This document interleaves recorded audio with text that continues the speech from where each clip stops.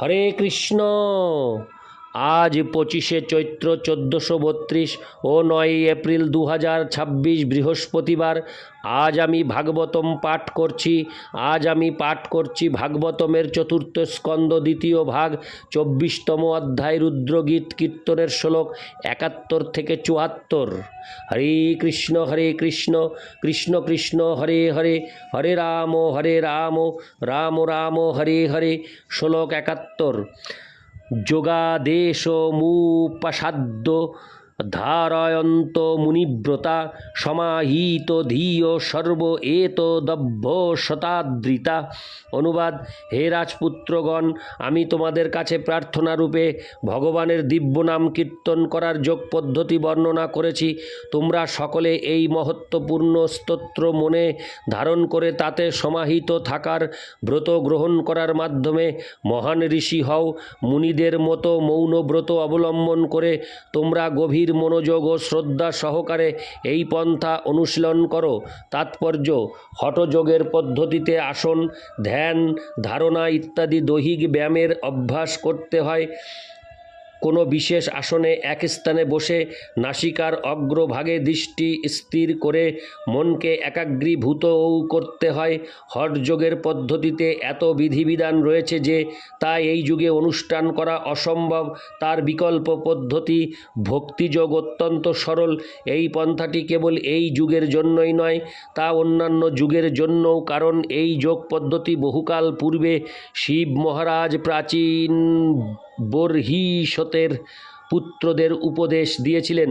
ভক্তিযোগের পদ্ধতি কোনো নবীন পন্থা নয়, কারণ 5000 বছর পূর্বেও ভগবান শ্রীকৃষ্ণ ভক্তিযোগকে সর্বোত্তম যোগ পদ্ধতি বলে বর্ণনা করেছেন।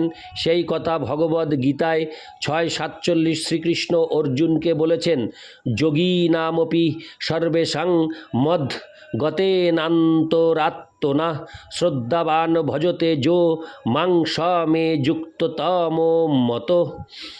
সমস্ত যোগীদের মধ্যে যিনি অত্যন্ত শ্রদ্ধাপূর্বক দিব্য প্রেম সহকারে আমার ভজনা করেন তিনি হচ্ছেন সর্বশ্রেষ্ঠ যোগী, এবং তিনি সব চাইতে অন্তরঙ্গভাবে আমার সঙ্গে যুক্ত।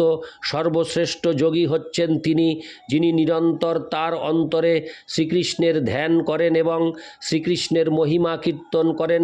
অর্থাৎ এই ভক্তিযোগের পদ্ধতি অনাদিকাল ধরে চলে আসছে এবং এখন তা কৃষ্ণ ভাবনামৃত আন্দোলনের মাধ্যমে সর্বত্র প্রচলিত হচ্ছে। এই সম্পর্কে মুনিব্রতা শব্দটি তাৎপর্যপূর্ণ, কারণ যারা পারমার্থিক জীবনে উন্নতি লাভ করতে চান তাদের পক্ষে মৌন থাকা কর্তব্য। মৌন থাকার অর্থ হচ্ছে কেবল কৃষ্ণ কথা বলা। মহারাজ অম্বরীশ এই প্রকার মৌনব্রত অবলম্বন করেছিলেন। সবই মন কৃষ্ণ পদারবিন্দয়োর। হরে কৃষ্ণ। আমি শ্লোকটি আরেকবার পাঠ করছি। সবই মন কৃষ্ণ পদারবিন্দয়োর বচাংসি বৈকুণ্ঠ গুণানুবর্ণনে। মহারাজ অম্বরীশ তার মনকে সর্বদা ভগবানের শ্রীপাদপদ্মে স্থির রেখেছিলেন এবং তিনি কেবল তার মহিমা কীর্তন করতেন। শ্রীমদ্ ভাগবত 9:4-19। আমাদেরও কর্তব্য হচ্ছে এই জীবনের সুযোগ গ্রহণ করে অবাঞ্ছিত ব্যক্তিদের সঙ্গে অনর্থক বাক্যালাপ না করে একজন মহামুনির মতো হওয়া। আমাদের উচিত কেবল শ্রীকৃষ্ণের মহিমা কীর্তন করা অথবা অবিচলিতভাবে হরে কৃষ্ণ মহামন্ত্র কীর্তন করা। তাকে বলা হয় মুনিব্রত। বুদ্ধি অত্যন্ত তীক্ষ্ণ হওয়া উচিত, সমাহিত ধিয় এবং সর্বদা কৃষ্ণ ভাবনায় ভাবিত হয়ে কর্ম করা উচিত।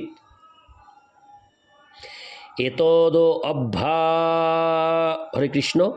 এতদ অভ্যসতাদৃতা শব্দ দুটি ইঙ্গিত করে যে কেউ যদি গভীর শ্রদ্ধা সহকারে আদৃত গুরুদেবের এই উপদেশ পালন করেন এবং যথাযথভাবে তা আচরণ করেন তাহলে তার কাছে এই ভক্তিযোগের পন্থা অত্যন্ত সরল হয়ে যাবে। ইতি শ্লোক 71। শ্লোক 72। ইদমাহ পুরাস্মাকং ভগবান বিশ্বশ্রীকোপতি ভৃগ্নাদীনামাত্মজনং শ্রীশৃক্ষু সংশিক্ষতাম। অনুবাদ: সমস্ত প্রজাপতিদের প্রভু ব্রহ্মা প্রথমে আমাদের এই শ্লোকটি বলেছিলেন। সৃষ্টিকার্যে ইচ্ছুক ভৃগু আদি প্রজাপতিদেরও এই স্তোত্র শিক্ষা দেওয়া হয়েছিল। তাৎপর্য: শ্রীবিষ্ণু ব্রহ্মাকে সৃষ্টি করেছেন। ব্রহ্মা তারপর শিব ও ভৃগুমুনি আদি অন্যান্য মহর্ষিদের সৃষ্টি করেছেন। এই মহর্ষিরা হচ্ছেন ভৃগু, মরীচি, অত্রি, বশিষ্ঠ আদি। এই সমস্ত মহর্ষিগণ প্রজা সৃষ্টির দায়িত্বে অধিষ্ঠিত। শুরুতে যেহেতু খুব বেশি জীব ছিল না, তাই বিষ্ণু সন্তান উৎপাদনের দায়িত্ব ব্রহ্মার উপর অর্পণ করেছিলেন এবং ব্রহ্মা সেই দায়িত্ব শত সহস্র দেবতা ও মহর্ষিদের উপর অর্পণ করেছিলেন। সেই সময় ব্রহ্মা তার পুত্র ও শিষ্যদের এই স্তোত্র উপদেশ দিয়েছিলেন, যেটি শিব এখানে গেয়েছেন। জড় সৃষ্টির অর্থ হচ্ছে জড় জাগতিক কার্যকলাপ, কিন্তু শিব এখানে যে স্তোত্রটি গেয়েছেন সেই বর্ণনা অনুসারে ভগবানের সঙ্গে আমাদের সম্পর্কের কথা নিরন্তর স্মরণ করার ফলে জড় জাগতিক কার্যকলাপের প্রভাব প্রতিহত করা যায়। এইভাবে আমরা নিরন্তর পরমেশ্বর ভগবানের সংস্পর্শে থাকতে পারি। তার ফলে সৃষ্টিকার্যে যুক্ত থাকা সত্ত্বেও আমরা কৃষ্ণ ভাবনামৃতের পন্থায় অবিচলিত থাকতে পারি।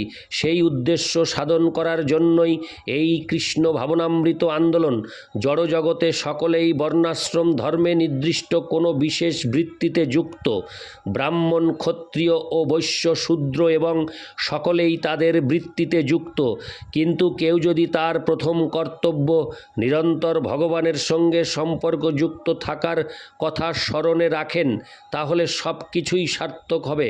কেউ যদি কেবল ব্রাহ্মণ, ক্ষত্রিয়, বৈশ্য অথবা শূদ্ররূপে বর্ণাশ্রম ধর্মের বিধিবিধান অনুসারে তার কর্তব্য কর্মে যুক্ত থাকেন, কিন্তু ভগবানের সঙ্গে তার নিত্য সম্পর্কের কথা স্মরণ না করেন, তাহলে তার সমস্ত বৃত্তি, কার্যকলাপ ও ধর্ম অনুষ্ঠান কেবল সময়ের অপচয় মাত্র। সেই কথা শ্রীমদ্ ভাগবতের 1-2-8 প্রথম স্কন্ধে প্রতিপন্ন হয়েছে। ধর্ম স্বনুষ্ঠিত পুংসাং বিষ্কক, হরে কৃষ্ণ, বিশ্বক সেন কথাসুজ নোৎপাদয়েদ যদি রতিং শ্রম এব হি কেবলম। মূল কথা হচ্ছে যে কেউ যদি তার বৃত্তিগত কর্তব্যকর্ম সম্পাদন করেন, তাহলেও অপ্রতিহতভাবে কৃষ্ণ ভক্তির অনুশীলন করে যাওয়া উচিত। কেবলমাত্র স্মরণ, হরে কৃষ্ণ, কেবলমাত্র শ্রবণ, কীর্তন ও স্মরণের মাধ্যমে তিনি ভগবত ভক্তি সম্পাদন করতে পারেন। বৃত্তিগত ধর্ম পরিত্যাগ করার কোনো প্রয়োজন নেই। সেই সম্বন্ধে ভগবদ্গীতায় 18:46 বলা হয়েছে, যত প্রবৃত্তির্ভূতানাং যেন সর্বমিদং ততম সকর্মণা তমোভ্যর্চ সিদ্ধিং বিন্দতি মানব। সমস্ত জীবের উৎস এবং সর্বব্যাপ্ত পরমেশ্বর ভগবানের আরাধনা করার দ্বারা মানুষ তার কর্তব্য কর্ম অনুষ্ঠান করে সিদ্ধি লাভ করতে পারে। এইভাবে কেউ তার কর্তব্য কর্ম সম্পাদন করতে পারেন, কিন্তু এখানে দেওয়া শিবের নির্দেশ অনুসারে তিনি যদি ভগবানের আরাধনা করেন, তাহলে তিনি জীবনের পরম সিদ্ধি লাভ করতে পারেন। স্বনুষ্ঠিতস্য ধর্মস্য সংসিদ্ধির হরিতোষণম। শ্রীমদ্ ভাগবত 1-2-13। আমাদের কর্তব্য কর্ম করে যাওয়া উচিত, কিন্তু সেই সঙ্গে আমরা যদি আমাদের সেই কর্তব্য কর্মের দ্বারা পরমেশ্বর ভগবানের সন্তুষ্টি বিধানের চেষ্টা করি, তাহলে আমাদের জীবন সার্থক হবে। ইতি শ্লোক 72, শ্লোক 73। তে বয়ং নদীতা সর্বে প্রজা স্বর্গে প্রজেশ্বরা অনেন ধ্বস্ত, হরে কৃষ্ণ, ধ্বজস্ততামস শিশিক্ষ বিবিধা প্রজা। অনুবাদ: ব্রহ্মা যখন সমস্ত প্রজাপতিদের প্রজা সৃষ্টি করার আদেশ দিয়েছিলেন, তখন আমরা ভগবানের মহিমা কীর্তন করে এই স্তোত্র গেয়েছিলাম এবং সম্পূর্ণরূপে অজ্ঞান থেকে মুক্ত হয়েছিলাম। এইভাবে আমরা বিবিধ প্রকার জীব সৃষ্টি করতে সক্ষম হয়েছিলাম। তাৎপর্য: এই শ্লোক থেকে আমরা বুঝতে পারি যে সৃষ্টির শুরুতেই একসঙ্গে বিভিন্ন প্রকার জীবদের সৃষ্টি হয়েছিল। ডারউইনের অর্থহীন বিবর্তনবাদ এখানে ভ্রান্ত বলে প্রতিপন্ন হয়েছে। এমন নয় যে কোটি কোটি বছর আগে বুদ্ধিমত্তা সম্পন্ন মানুষেরা ছিল না। পক্ষান্তরে এখান থেকে আমরা বুঝতে পারি যে সর্বশ্রেষ্ঠ বুদ্ধিমত্তা সম্পন্ন জীব ব্রহ্মার সৃষ্টি হয়েছিল সর্বপ্রথমে। ব্রহ্মা, তারপর মরীচি, ভৃগু, অত্রি, বশিষ্ঠ আদি মহর্ষিদের এবং শিবকে সৃষ্টি করেছিলেন। তারপর তারা জীবের কর্ম অনুসারে বিভিন্ন প্রকার দেহ সৃষ্টি করেছিলেন। শ্রীমদ্ ভাগবতে কপিলদেব তার মাতা দেবহূতিকে বলেছিলেন যে জীব তার কর্ম অনুসারে বিশেষ প্রকার শরীর প্রাপ্ত হয় এবং তা নির্ধারিত হয় উচ্চতর অধিকারীদের দ্বারা। এই সমস্ত উচ্চতর অধিকারীরা ভগবানের দ্বারা নিযুক্ত হন এবং তারা হচ্ছেন ব্রহ্মা, অন্যান্য প্রজাপতি ও মনুগণ। এইভাবে দেখা যায় যে সৃষ্টির শুরুতে প্রথম সৃষ্ট জীব হচ্ছেন সবচাইতে বুদ্ধিমান। এমন নয় যে তথাকথিত আধুনিক বুদ্ধিমত্তা ধীরে ধীরে বিবর্তনের মাধ্যমে বিকশিত হয়েছে। ব্রহ্ম বৈবর্ত পুরাণে ক্রমিক বিবর্তনের বর্ণনা করা হয়েছে, কিন্তু সেই বিবর্তন দেহের বিবর্তন নয়। সর্বপ্রকার দেহ শুরু থেকেই রয়েছে। দেহের মধ্যে রয়েছে যে চিন্ময় আত্মা বা চিৎ স্ফুলিঙ্গ, তা প্রকৃতির নিয়মে এবং উচ্চতর আধিকারীদের অধ্যক্ষতায় ক্রমশ উন্নততর শরীর প্রাপ্ত হচ্ছে। এই শ্লোক থেকে আমরা বুঝতে পারি যে সৃষ্টির প্রথম থেকেই বিবিধ প্রকার জীব রয়েছে। এমন নয় যে তাদের কেউ কেউ বিলুপ্ত হয়ে গেছে। সব কিছুই রয়েছে, কেবল আমাদের জ্ঞানের অভাবে আমরা বস্তুর বাস্তবিক রূপ দর্শন করতে পারছি না। এই শ্লোকে ধস্তোতমস, হরে কৃষ্ণ, ধস্তোতমস শব্দটির অত্যন্ত, হরে কৃষ্ণ, এই শ্লোকে ধস্তোতমস শব্দটি অত্যন্ত গুরুত্বপূর্ণ, কারণ তমগুণ থেকে মুক্ত না হলে আমরা বিভিন্ন প্রকার জীবের সৃষ্টি নিয়ন্ত্রণ করতে পারি না। শ্রীমদ্ ভাগবতে 3:31 বলা হয়েছে, দৈব নেত্রেণ উচ্চতর শক্তিসম্পন্ন দেবতাদের অধ্যক্ষতায় জীব তার দেহ প্রাপ্ত হয়। এই সমস্ত দেবতারা যদি সব রকম ত্রুটি থেকে মুক্ত না হন, তাহলে কিভাবে তারা জীবের বিবর্তন নিয়ন্ত্রণ করতে পারেন? বৈদিক নির্দেশের অনুগামীরা কখনো ডারউইনের বিবর্তনবাদ স্বীকার করতে পারেন না, কারণ তার সেই মতবাদটি সম্পূর্ণরূপে ভ্রান্ত।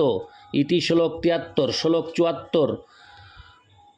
অথেদং নিত্যদা যুক্ত জপন্নবহিত পুমান অচিরাশ্রেয় আপনতি বাসুদেব পরায়ণ।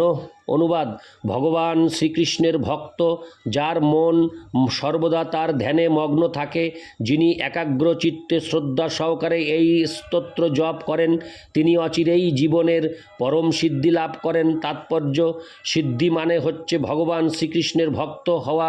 শ্রীমদ্ ভাগবতের 1:2-28 প্রথম স্কন্ধে বলা হয়েছে, বাসুদেব পরা বেদা বাসুদেব পরা মখা। জীবনের চরম লক্ষ্য হচ্ছে বাসুদেব বা কৃষ্ণ। ভগবান শ্রীকৃষ্ণের যে কোনো ভক্ত কেবল তার বন্দনা করার মাধ্যমে সর্বপ্রকার সিদ্ধি লাভ করতে পারেন, জাগতিক বিষয় প্রাপ্ত হতে পারেন এবং মুক্তি লাভ করতে পারেন। ব্রহ্মা, শিব আদি মহান পুরুষেরা এবং মহর্ষিরা নানাভাবে ভগবান শ্রীকৃষ্ণের বন্দনা করেছেন। ভগবান শ্রীকৃষ্ণকে বলা হয় শিব বৃঞ্চি নূতম। শ্রীমদ্ ভাগবত 11:5-33। সমস্ত দেবতাদের মধ্যে মুখ্য হচ্ছেন শিব ও বিরিঞ্চি বা ব্রহ্মা। এবং তারা উভয়ই ভগবান বাসুদেব শ্রীকৃষ্ণের বন্দনা করেন। আমরা যদি এই প্রকার মহাপুরুষদের পদাঙ্ক অনুসরণ করে ভগবান শ্রীকৃষ্ণের ভক্ত হই তাহলে আমাদের জীবন সার্থক হবে। দুর্ভাগ্যবশত মানুষেরা এই রহস্য সম্বন্ধে অবগত নয়। ন তে বিদু স্বার্থ গতিং হি বিষ্ণুম। তারা জানে না যে জীবনের প্রকৃত প্রয়োজন এবং পরম সিদ্ধি হচ্ছে ভগবান শ্রী বিষ্ণুর অর্থাৎ কৃষ্ণের পূজা করা। শ্রীমদ্ ভাগবত ৭.৫.৩১। ভগবানের বহিরঙ্গা শক্তি মায়াকে নিয়ন্ত্রণ করার চেষ্টা করে কখনো সুখী হওয়া যায় না। কৃষ্ণ ভক্ত না হলে আমাদের প্রতি পদক্ষেপে ব্যর্থ হতে হবে এবং বিভ্রান্ত হতে হবে।